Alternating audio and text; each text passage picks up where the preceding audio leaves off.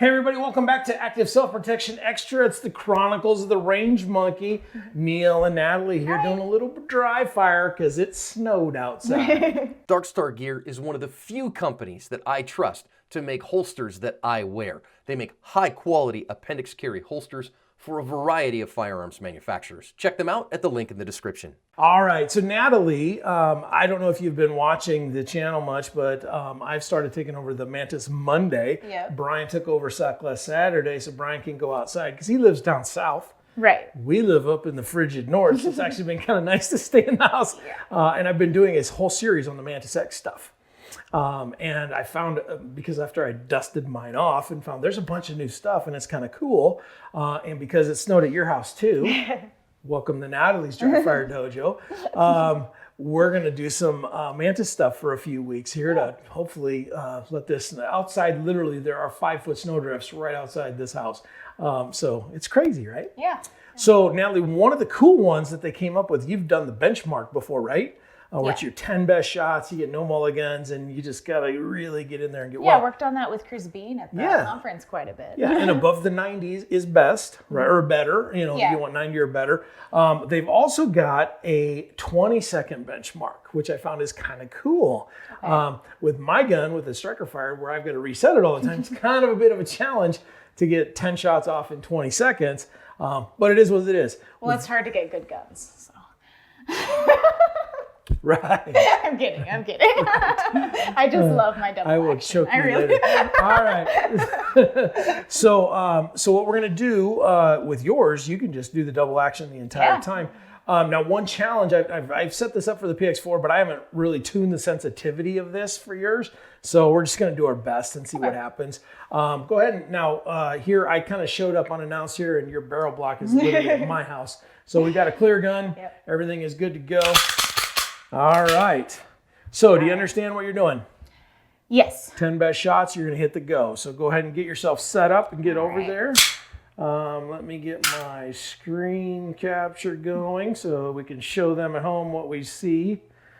20-second benchmarks. Shooter ready. Yep. Stand by.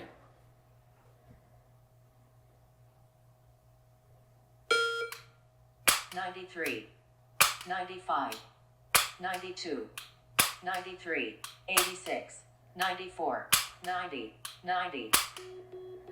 Okay, so that picked up a couple of your resets in there because the sensitivity is low, but you got a 90.3. You did that in 10 seconds. So what do you say you slow down and do it in 20 seconds? Okay. So let go well, and then pay attention and do your very best to get it all over 90. So I think like the 74 and the 86, where it was catching your reset. And we could spend a whole bunch, some time here redoing this, but let's just give her another go and see what happens. All right? Okay. Are you ready? Yep. So take all 20 seconds? Yeah. Okay. Yeah. All right. Are you ready? Yep. Stand by.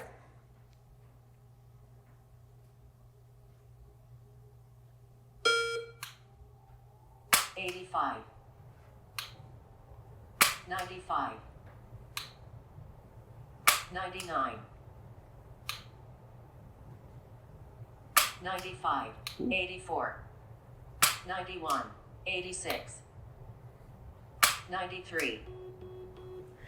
All right. So Got a 99 though. you got a 99 there, and you only got 9 shots off.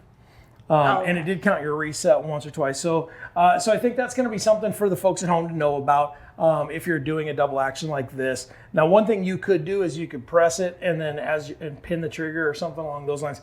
Or you could probably just spend a few minutes adjusting the sensitivity, which we're just not going to do tonight because. Yeah, or you could just do some dry fire with your dad. Yeah, exactly. It's a fun drill. It's kind of interesting here. You've got a 91.4 average in 19.78 seconds.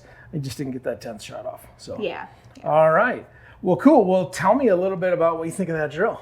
I really like it. I have always liked doing the benchmarks and stuff. Yep. Chris kind of introduced me to them a little bit, getting to know, I don't know, the different techniques to do and really how to do it right. And so I've really been interested in doing that, but I just haven't gotten to shoot much since, there's been so much snow. But right? it's a good thing we have Cody, so I can scoop the sidewalk. Exactly. But I don't think he can be out there in the range with scooping up all the snow. Exactly. No. Exactly.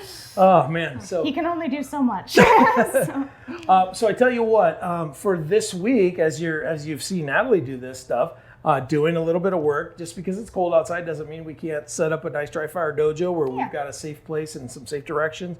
Get all the ammo out of the room, grab your mantis. If you don't have a mantis, it's easy enough to do a benchmark. You just have to really read your dot or read your front sight. Yeah. And that's a bit of a challenge, and a lot of people struggle with that just because dry fire is something that, while everybody says they do it, not very many people really get into it, and it's hard to read those.